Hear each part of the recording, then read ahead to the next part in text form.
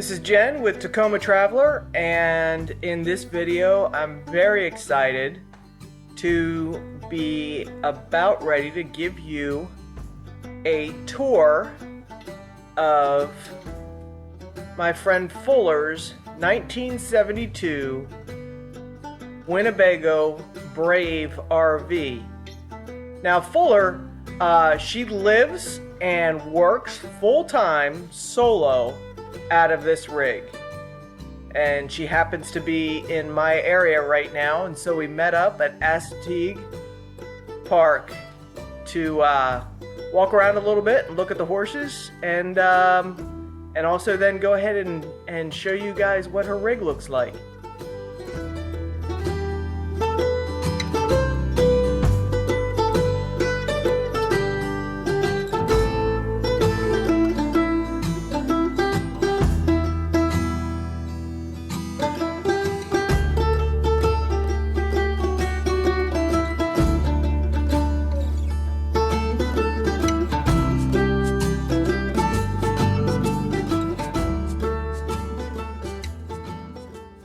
Hey, my name is Fuller, and I'd like to welcome you inside my 1972 Winnebago Brave. Hi. So this is where all the action happens. Most fun happens up here when I'm driving the Brave, and you're catching me in the middle of a renovation here in Maryland.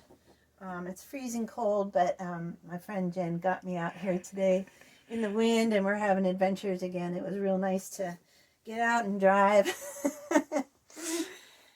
It's a gorgeous day out here, and it's nice to be out from the space where I'm staying to get the camper renovated. I'm super grateful to those guys, but whew, it's nice to be out in the fresh air and having some fun again. I realized I was not having fun.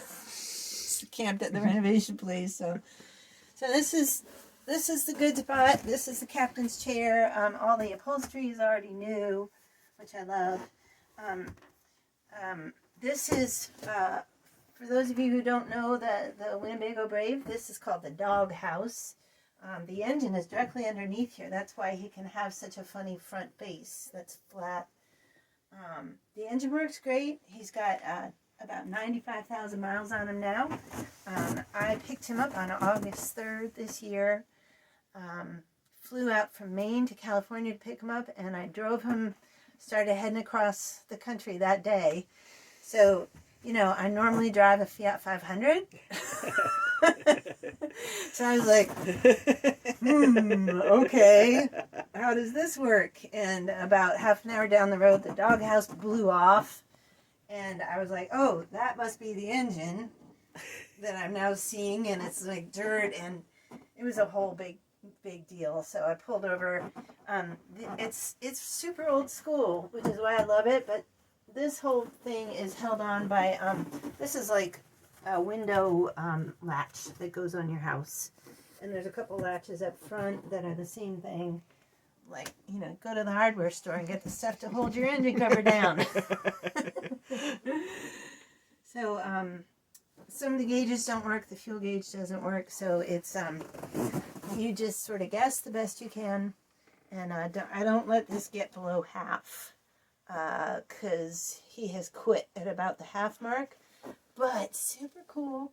Extra gas tank. Oh, nice. Yeah, and on the way over from California, I was driving with my son, the soon-to-be famous jazz musician named Cisco, and it conked out, and I'm like, I think we're out of gas, sis. I think we're out of gas. And he's like, push that. So I threw the toggle switch, and Brave roared to life again. We're like, yeah! I love this thing. So been learning a lot. It's the radio works. There's huge speakers all over. So up here now, this is supposedly a bunk, but neither one of us wanted to use it as a bunk. So because I'm on the road today, I've got all my stuff put away, my birthday bouquet, my favorite plant. I'm using it as storage. I've got my jackeries up here too. Oh, you have two? I have two. Yeah, that's a whole story in itself. The passenger seat is out because they just removed all the crappy old carpeting that was in here. Here's a great sample of the lovely household Berber that held up not well against 50 years of people walking on it. So the floors are bare now, which I love. I ordered a burnt orange shag carpet to go over the doghouse, because 70s, you know, it's shag. It's super great. By the way, shag carpeting is now a luxury item. Oh my goodness. Who knew? So this is a mess, pardon my mess, but because there's a lot of storage going on. But Brave's bathroom works great. There's even a little shower in here. I have not tried it out yet, but it does work. At some point I'll have to get in there and try it. There's a little toilet down there that works great. Again, I haven't tried it because I'm kind of hooked up to power and got a hot shower at my disposal at the restoration place. Super lucky about that. Yeah. All right, so I'm going to introduce you to the beating heart of my 1972 Winnebago Brave. It's pretty impressive. It's a this is built on a Dodge chassis, and it's got, I believe, a 440 engine. The guys at the restoration place said it's a tank, and it's built to last hundreds of years. So we'll just see about that.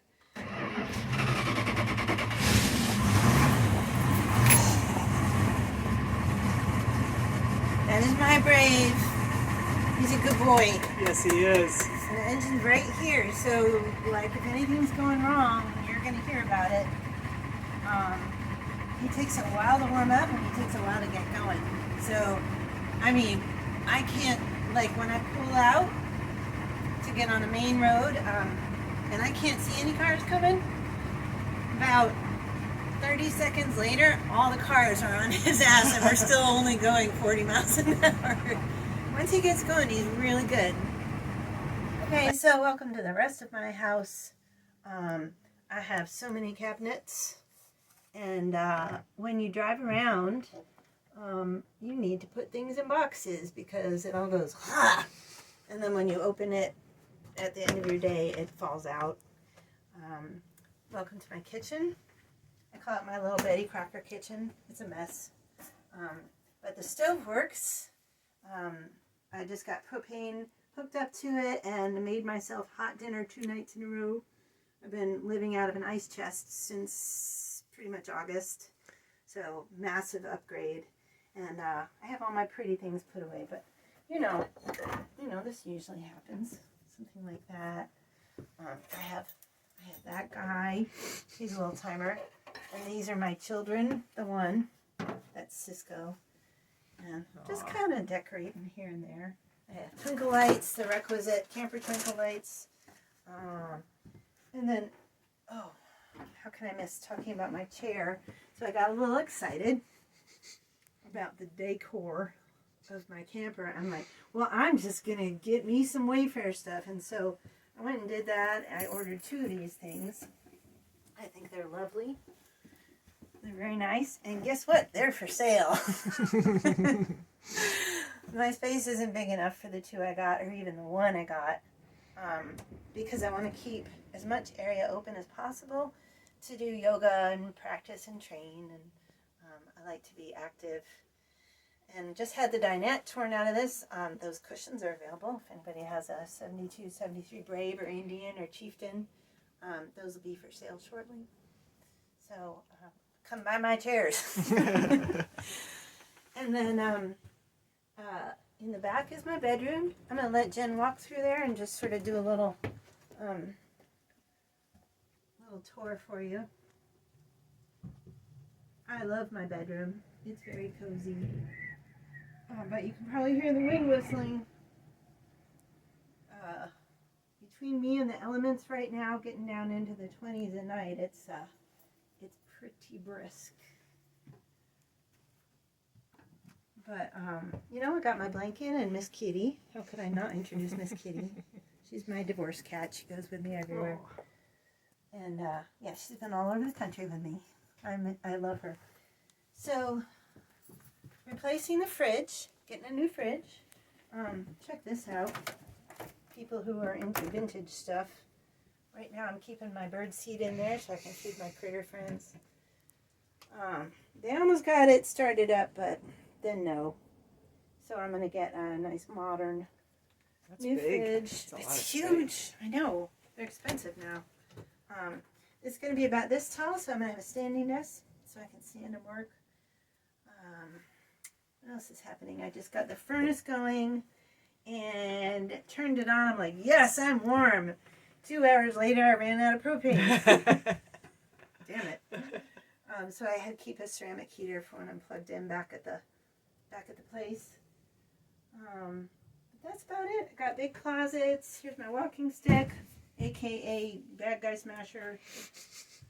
Never had anything like that happen.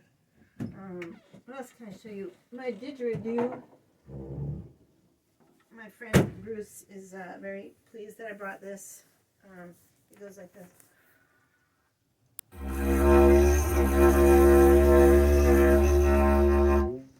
That's all I can do so far. Very cool. So that's about it. That's the extent of my home. Thank you for showing us your home. Oh, you're very welcome.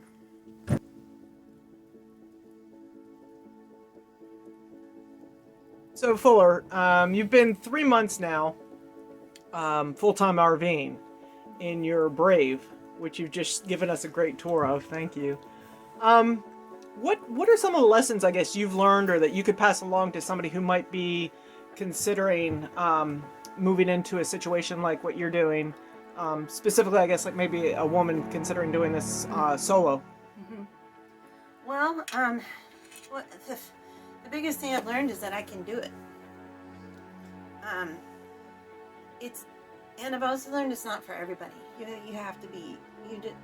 There's a certain amount of toughness, mental toughness, that goes into this lifestyle. And if you're squeamish about getting your hands dirty or your counter being dusty, I recommend you stay home in a house, because, well, to moderate that a little bit, if you're gonna go spend a couple $100,000 on a camper, you can have dust-free counters.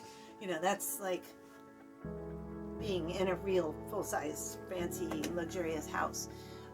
If you're going to do something along the vintage lines that I have done with my 72 here, the shit breaks. Not too often, but it does, and you better have some money, to take care of that, or some kind of something that you can trade for work. It's good to be able to do lots of different things and help out lots of different people, because you never know whose help you're going to need. That's something that I have found really important. I mean, I'm a writer, I'm a hard worker, I can put prices on things, I can give you amateur counseling, you can cry on my shoulder. So it's good to have useful skills like that, just to barter, because there's a lot of barter that goes on in this lifestyle that I'm seeing so far. But the main thing I've learned is just that I'm way stronger than I thought. And I'm proud of me. I'm proud of me. Just, like I was saying a little while ago, just getting in the Brave that first day and being like, here's the steering wheel, here's the gas. It's 10 times the size of my sports car, and we're gonna figure this out. And it's been like that every day. Every day. So every day you learn something new, and you gain a little more confidence about your abilities to live in this unusual way. I have lots of friends who are like, oh, good for you. Boy, I sure wish I could do that. And as my sister always says with her coaching business over in Maine, she goes, well, why don't ya? Why don't ya? Well, I can't because I have a job and mortgage. And, you have to be willing to just say, screw all that. This is my one life this time. And, I'm going to die someday. And what am I doing in the meantime? Am I having fun? Am I helping to improve myself and the people around me and the planet? I'm out here on, I guess, a little bit of a mission to discover who I really am at the advanced age of 56. Find out what I'm capable of. I want to know, really, you know, it's like peeling away the layers of an onion in this lifestyle. You're like, wow, I didn't know I could do that. Or finding contrast, that is not something I want. Which is good, because you get further down the road of what you do want. Contrast is important. So, yeah. And also don't buy everything you think you need right away, because you don't need it.